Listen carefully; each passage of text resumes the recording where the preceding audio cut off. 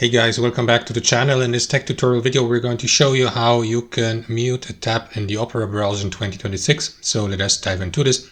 So guys, there are two ways. Let's assume, for instance, you are on your Opera browser and you're listening to, I don't know, background music or you're playing a video clip in the background on YouTube or any other video player.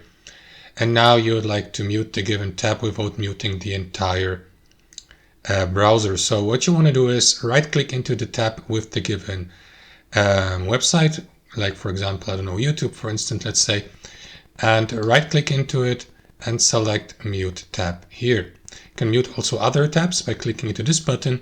Alternatively, here on your device, on your desktop computer, you may click into that speaker icon in the bottom right and then right click into it. And as you can see, it's not English for me, but you will see an option that leads you to the sound mixing and also to the audio settings.